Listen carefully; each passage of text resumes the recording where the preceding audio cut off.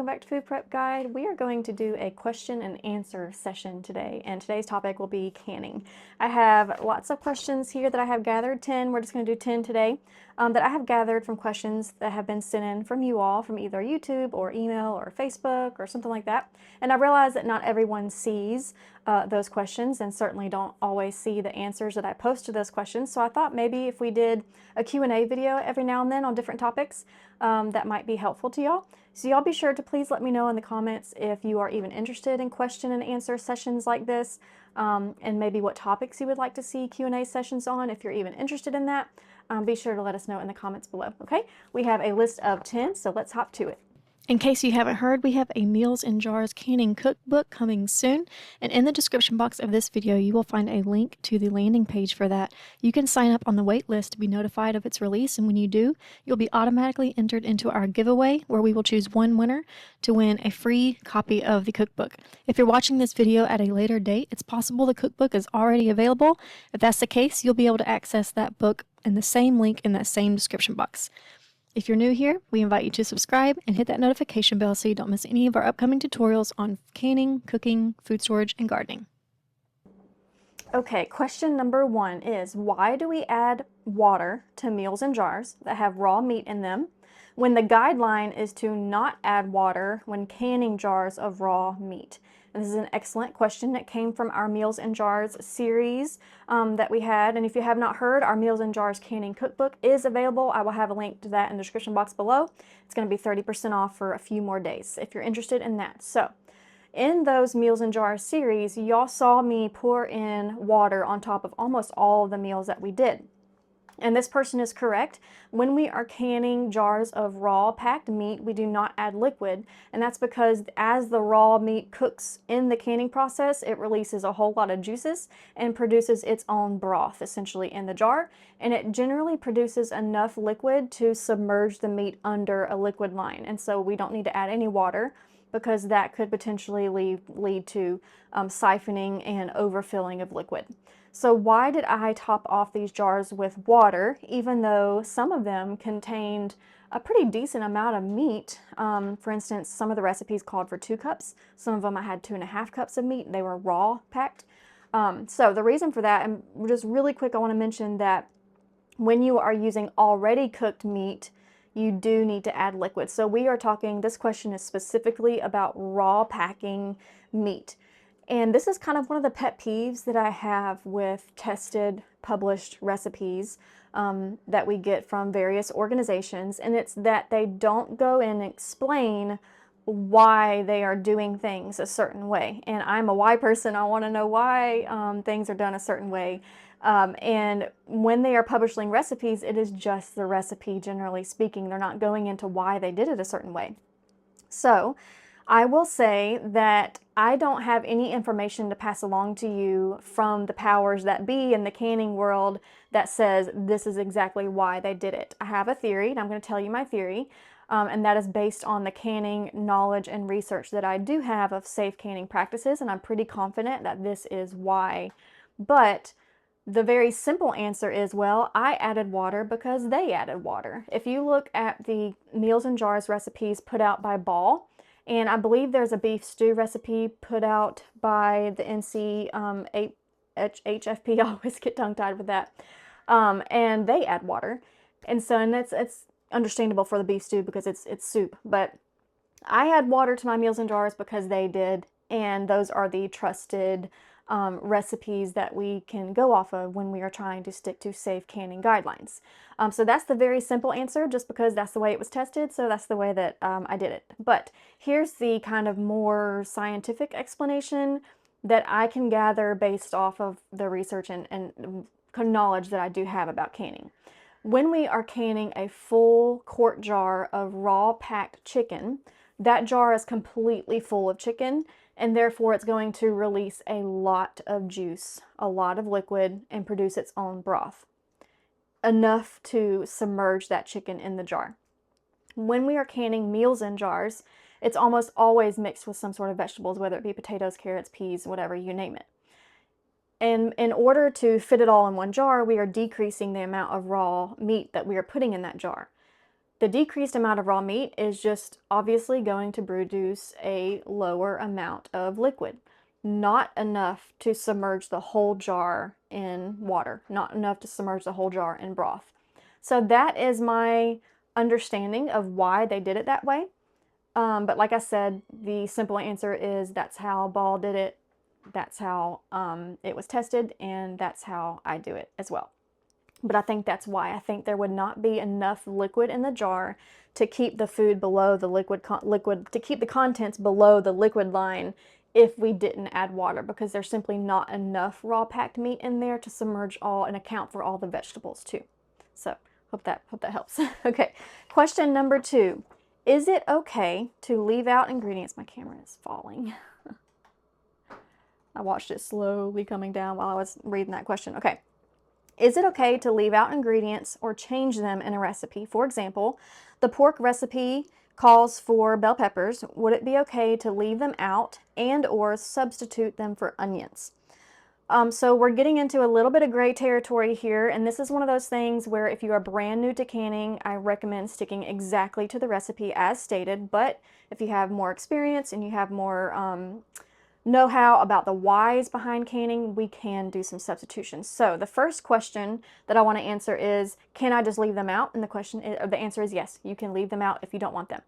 But the substituting them for something else is a little bit more involved. So when we are pressure canning, especially when we're dealing with low acid foods, we need to be aware of density, because low acid foods are generally like really big and chunky, and some of them can break down into kind of mushiness, like sometimes beans can break down if they're pressure canned too long or whatnot. So we need to be careful to never substitute an ingredient for more than what the recipe called for. And we also need to use substitutions in the same family. So for instance, let's say the recipe calls for fresh parsley. I could substitute that for fresh cilantro because they're both a fresh herb. Now, in general, that was kind of a bad example because in general, in canning recipes, we use dried herbs, but every now and then there are recipes where we can use fresh herbs, and we know that because it is tested and proven safe by different organizations. But let's say, so this person's question was, can I leave out the bell peppers? Yes, you can leave them out. Can I substitute the bell peppers for onions? And the answer to that is also yes, as long as you stick to the same amounts. So let's say the recipe calls for a 1/4 cup of chopped bell peppers. You can leave that out and replace it with a 1/4 cup of chopped onions. And the two things we consider is it in the same family? Onions and peppers are in the same acidity range. And we need to cut them and make sure they're the same type of cut. For instance, I wouldn't want to substitute really large chunks of onions or really large chunks of potatoes when the recipe called for diced bell peppers, because we have diced bell peppers and we have really big chunks of potatoes. They're not in the same family, or they're not in the same cut size, if that makes sense. So we need to substitute like with like, both in size and acidity families, if that makes sense. So I hope I didn't confuse anyone there. Okay, question number 3. Can I use pre-canned number 10 cans of tomatoes in any recipe that calls for tomatoes? So when it comes to acidity, most commercialized canned tomatoes have added citric acid. So if we are considering strictly acidity, the answer is yes, you can use pre-canned number 10 cans of tomatoes in your recipes. But quality is something else we want to consider. I use number 10 cans of tomato sauce and number 10 cans of crushed tomatoes in my various recipes where my end product is going to also be pretty liquidy, like tomato sauce, pizza sauce, and chili. If you're wanting your end product is some kind of something with like big chunks of tomatoes, if you're wanting to use store-bought canned tomatoes, they are going to break down because they've already been canned once and then they're being canned a second time. They are going to break down a whole lot further than if you were using fresh raw tomatoes, and that could potentially be an issue. But we have a whole playlist on how to use number 10 cans of tomato sauce to produce things like pizza sauce, chili base, barbecue sauce, and things like that. And I will link that playlist in the description box below. And that is totally fine to use pre-canned cans of tomato sauce and even things like diced tomatoes in your canning recipes, as long as the end product is something like a sauce or a chili and not something where the tomatoes need to stay somewhat firm or in bigger size chunks, if that makes sense. Okay, question number 4. When you are in doubt and throwing it out, do you throw the jar away also? So just in case anyone is brand new to the channel, we did a video recently where I had a jar of food that was super questionable and I was just going to throw it away. I was not going to risk it. I will link that video below as well. And I mentioned the phrase in the canning community is, if in doubt, throw it out. If something looks off, if something smells off, you've got bubbles foaming in your jar, throw it out. You know, it's not worth risking making anyone sick. So the question is, in those cases, do you also throw the whole jar away? And I do not. I know some people will say, yes, I do, because they just want to be absolutely safe and totally fine. But I don't, because jars can easily be sanitized, and that's what I do. I will dump the jar out and sanitize it, and back on my shelf it goes. Okay, question number 5. I have tomato products that look darker colored than all the rest. Like the juice is black towards the top of the jar. Have you ever seen this before, and is it okay? So with tomato products, it is totally normal for the solids to kind of separate from the liquids. And when the solids separate from the liquids, that liquid tends to darken over time. It can happen faster when your jar is exposed to light. So if you, let's say you're storing your jars up on a shelf in your dining room, like I'm using that example because I have done that. And there's a window in your dining room and you don't have a heavy curtain over it 24/7. The food that is exposed to that sunlight is going to darken a whole lot faster than food behind closed doors, like in a pantry or a canning closet or something like that. So it's totally normal for tomato liquid to darken over time, especially when that liquid separates from the solids. Now, I am assuming that the jar was canned safely in the first place, so I'm not saying that, oh, it's dark, don't worry about it, you know, don't even give it a second thought. That only applies if the jar was properly and safely canned in the first place, so I just want to make that disclaimer. Okay, question number 6. Do you reuse your canning lids in any way? The reason I ask is because you seem so careful when you're opening your jars, and I'm wondering if there's a reason. I do reuse my canning lids. We have a video on that where I go into depth about what type of lids I reuse and what type I won't, so I will link that in the description box below as well. And just a very quick kind of recap is that I will reuse any canning lid as long as it's not damaged for my dehydrated and freeze-dried goods. But I will also reuse canning lids for canning if they meet some extremely strict standards that I have, where I will very carefully inspect the lid and the rim and the gasket and all of that. I will potentially reuse that for canning. I started saving my canning lids in the 2020 era when canning supplies became extremely hard to find. I thought, you know what? It's not ideal to reuse canning lids, but if I'm ever in that situation where I cannot get lids, I need to have lids because we grow a big garden and we are really close to our goal of growing a year's supply of our vegetables. So it's not just a fun hobby thing for me. It's like I have to be able to do this in order to be able to preserve all the vegetables that I'm growing outdoors, whether the canning lids are in stock in the store or not. So, quick answer, hopefully that makes sense. Okay, number 7. Are we on 7? Yes, number 7. What is the time for, oh, okay, so for meal in jars, you canned them in quarts. Can we can them in pints? And if so, what is the time? Yes, the quart size meals in jars, you absolutely can can those in pints, just half the ingredients for every single ingredient in the jar, and they will pressure can for 75 minutes instead of 90 minutes, and be sure to check your elevation and see your pounds of pressure. Okay, question number 8. Do you keep the rings on the jars when you store them, and no, I don't. So that is kind of a debated thing in the community. The guideline is to not store your jars with rings on them because it can kind of camouflage a false seal.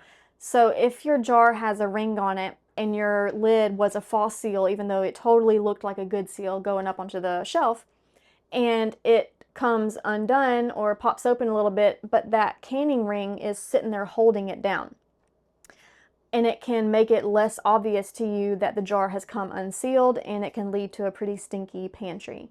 The second issue with leaving your rings on the lid, this has never happened to me because, like I said, I store mine with the rings off, but I have seen multiple posts in canning communities on social media where the jar literally explodes because for whatever reason the jar of food was canned improperly, accidentally, or whatever, and bacteria, it began to ferment, and the ring was holding that lid down to where the gases could not escape, and gases just continued building up in the jar until poof.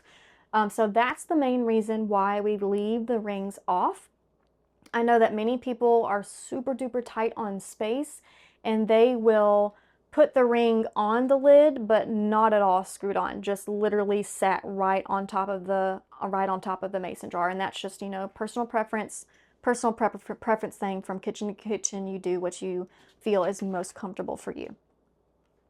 Question number 9. Do you follow the same instructions when pressure canning in a digital electric canner as you do in a traditional stovetop pressure canner? And the answer is yes. Nothing changes. You need to use your reader manual because, like with a digital pressure canner, you're pushing buttons instead of doing weights and knobs and stuff on your pressure canner. So that's different. But when it comes to following the recipe, when it comes to PSI for your elevation, when it comes to processing times, loading your jars, everything is the same from a stovetop pressure canner between a digital electric canner. None of that stuff changes. The amount of water might change a little bit that you put in, but that's going to be told to you in your user manual. The general guideline is there needs to be about 3 inches of water in the bottom of a pressure canner, regardless of if it's digital electric or stovetop. But again, just check your user manual. They will tell you how much water to put in it. Okay, last but not least, question number 10. Sometimes I find stew meat on sale that is temporarily cheaper than the whole chuck. The pieces of stew meat are smaller than 2 inches though. Would the smaller pieces be okay to use in these recipes? And these recipes that this person is referring to was the Meals in Jars recipes that we have done over the last couple months. And the reason she's asking is because the safety canning guidelines for canning raw meat is in general to be in 2-inch cube sizes.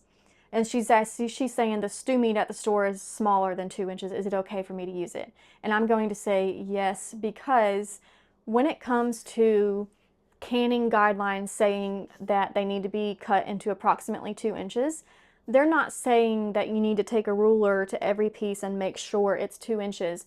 They need to give a frame of reference for the person at home, because we can cut things into a bajillion different sizes, right? I mean, and so it's not okay to put just a whole chuck roast in a jar. And it's also not okay to chop it so small that it essentially acts as ground beef, which will clump up and produce a density issue if it's not partially cooked first.